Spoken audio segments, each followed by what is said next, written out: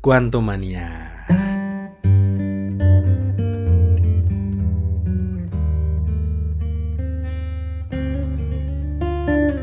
Hey guys, welcome to the screen. Akhirnya sampailah kita ke segmen dimana kita harus nge-review Ant-Man and the Wasp Quantumania.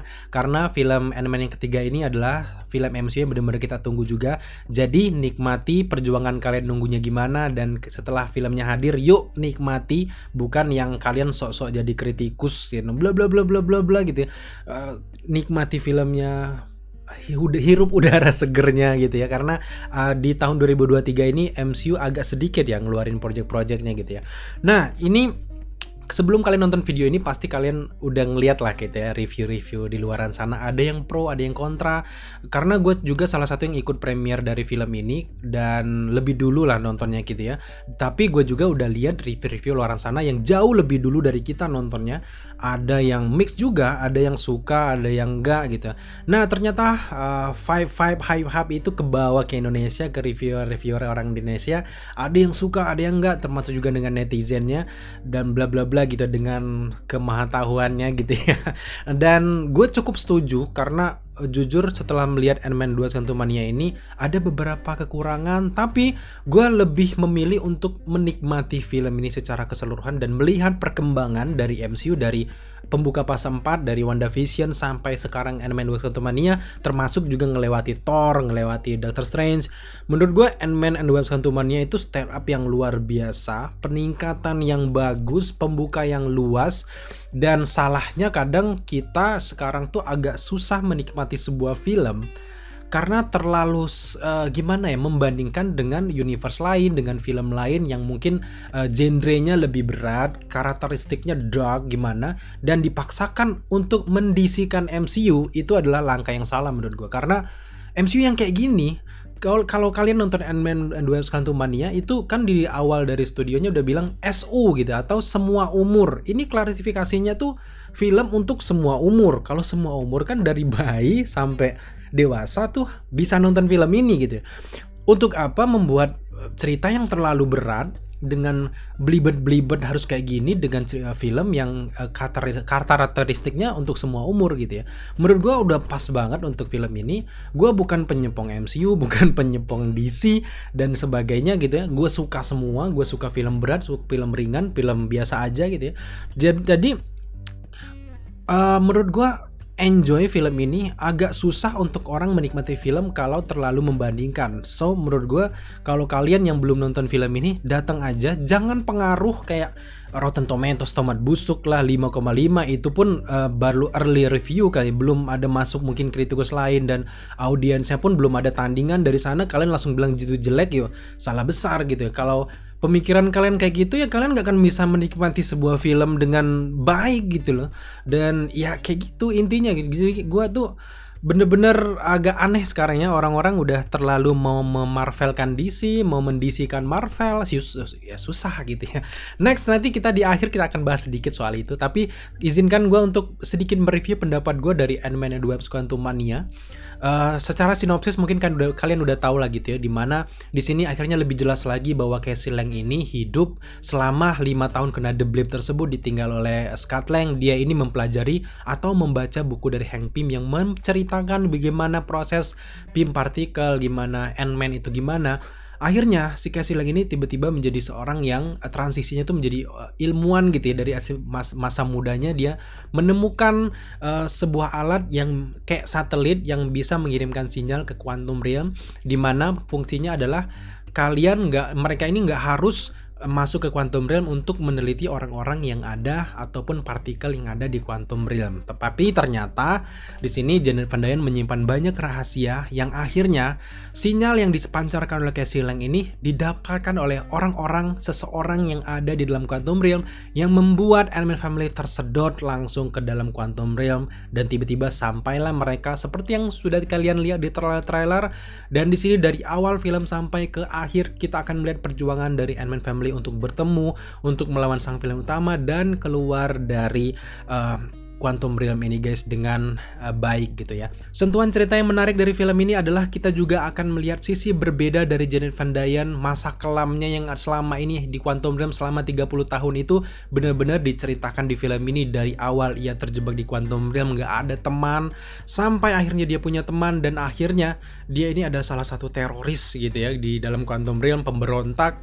Dan kalian bisa lihat nanti akan melawan Kang the Conqueror yang luar biasa itu, dan enjoy banget nikmatin filmnya gitu. Nah, itu sekilas sinopsis cerita yang lebih lengkap lagi dari yang kalian lihat di trailer. Tapi ini adalah review non spoiler, jadi tenang, kalian nggak akan kena spoiler yang berlebihan. Mungkin ada 1% lah yang mungkin gue keceplosan, ya maafkan gitu ya. Dan ya secara keseluruhan menurut gue dari segi cerita, alur ceritanya sangat mudah untuk dipahami.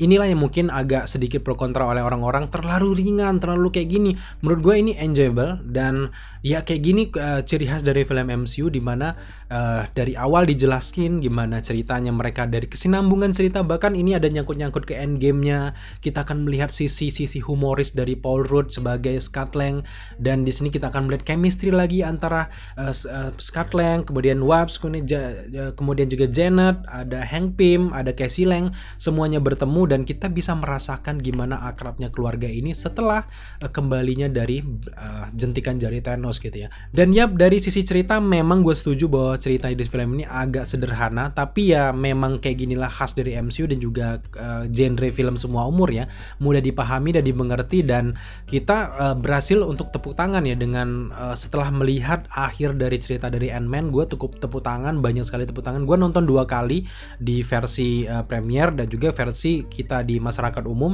Ternyata teman-teman yang di masyarakat umum pun tepuk tangan setelah menyaksikan Ant-Man and the Wasp: Quantumania ini. Artinya dari segi cerita mudah dipahami, dan buat orang-orang yang nggak mau belibet-belibet mikir, ini film kalian gitu ya. Dan gue sangat suka dengan transisi cerita karena dijelaskan, benar-benar dijelaskan masa lalu dari Janet Van Dyne kita, Michelle Pfeiffer ini, dan juga gimana dia berteman dengan Kang the Conqueror, Jonathan Mayer ini, maksud gue menurut gue luar biasa gitu ya. Intinya film ini sebenarnya adalah film 2 orang ini guys, filmnya Michelle ini dan juga Jonathan Mayers, dimana chemistry mereka benar-benar terbentuk. Gue sangat suka gimana pengambilan adaptasi dari komik tuh nggak benar-benar di copy secara langsung gitu ya, dimana di sini akhirnya Janet yang punya hubungan dengan Jonathan Mayers ataupun dengan Kang the Conqueror, menurut gue wah itu sebuah kesinambungan yang luar biasa. Gue suka banget di situ.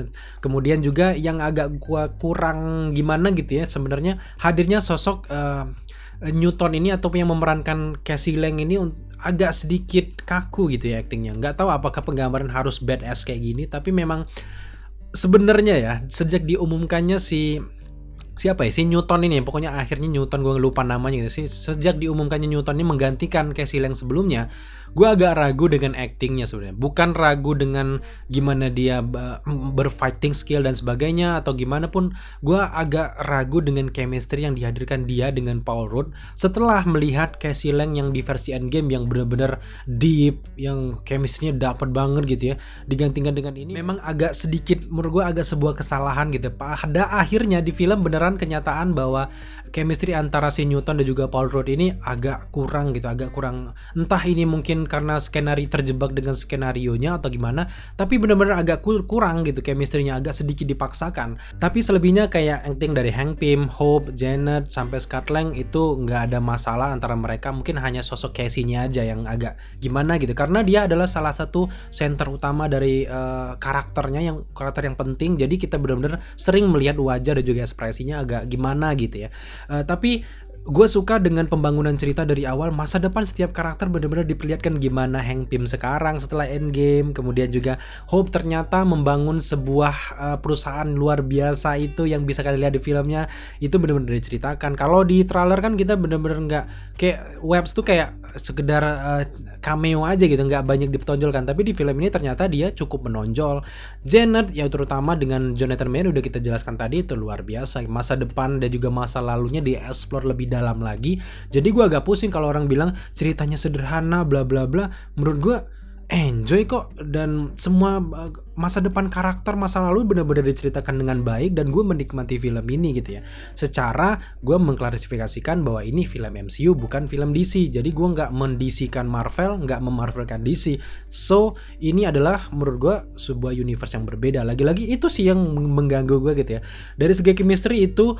Dan yang paling utama nyawa dari film ini sebenarnya adalah gimana megahnya Quantum Realm itu dengan teknologi LCD masa kini mereka yang dipakai di film-film Star Wars dan di film-film Disney lainnya. Menurut gue yang bukan lagi teknik green screen ya, menurut gue wah ini enak banget dipandang. Makanya gue di yang hari pertama gue kan dapat yang di bioskop biasa, kurang puas nih kan. Akhirnya di hari yang kedua gue nonton di IMAX, dan ternyata pas nonton di IMAX, wah itu makin luar biasa lagi. Bener yang kata gue tadi, memang ini perpaduan antara film Star Wars, perpaduan dengan Avatar. Ada sentuhan Avatarnya kayak binatang-binatangnya kayak Avatar kan.